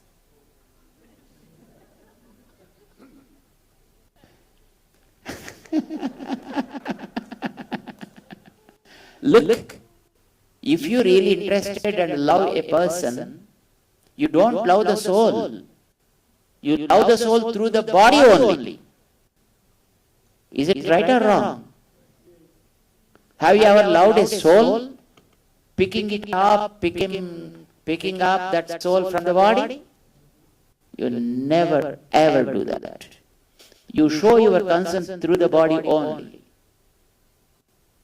To the body only you serve. The entire world is his body. Body of God. Deal with them in a perfect way. Set things to right wherever there is a need. And while doing so, don't say that I did. Because if there is a mosquito biting your body and then you drive it out, do you expect that the hand should say, thank you? Do you expect that? Because this hand is not doing any favor to this. If it burns or if it is itching, the itching will be here also. Your hand also feels that. Whenever you are doing something to anybody, don't think that you are doing a favor to them. Remember that you are doing a favor to yourself by doing something to them. That happens when you understand the inner mechanism of his presence there. That is Dharma. That is Dharma. And that becomes the life. It should become a daily practice for us. Is it a very difficult thing for us to practice? Huh? Is it pretty difficult? Is it easy? Can we do it? How many of you?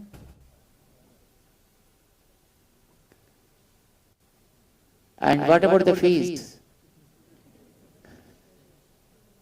The clues are given to you. And the feast is now. It's up to us to take care of the service of that recharging point, collective recharging center. That's our beloved Balaji's temple. God bless you all. Let him give you the courage to do his service well. Let him be with us always. Let our lives become dharmic. Jai Sriman Narayana. Jai Sriman Narayana Swamiji. Such a wonderful, thought-provoking session for us. So fortunate to hear Swamiji today. What a divine and unforgettable experience. Our hearts are filled with reverence and inspiration. We are truly blessed beyond measure to have received such precious wisdom directly from our beloved Acharya, His Holiness Chinna Swamiji. In a world full of distractions, Swamiji has reminded us how to bring Dharma into our everyday actions, how to live with purpose, love and service. Let us not just remember his words but practice them. Let us take this opportunity to transform, uplift and walk a dharmic path that Swamiji has illuminated for us today. Thank you so much, Swamiji, for your kind words and path shown to us. I request Prashantji to come.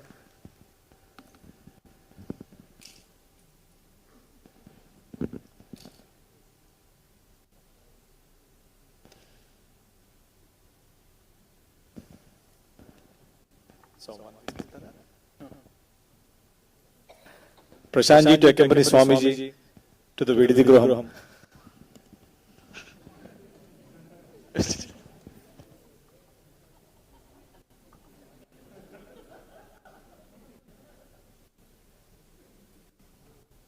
So, we sincerely appreciate everyone's patience, especially your interest and your focus on our Swamiji and the program. We thank you everyone again. And of course, we kindly remind you all to please just join us again tomorrow, same time, same place, for yet another beautiful session of spiritual wisdom from Swamiji. With that, we conclude this evening's program. Oh yes, one more important announcement by Swamiji. There is a dinner served by Coffee Place today. So please, while you are going, take it as a prasadam to home. Thank you, Coffee Place people, for serving the dinner for all of us. Swamiji's blessings to Coffee Place.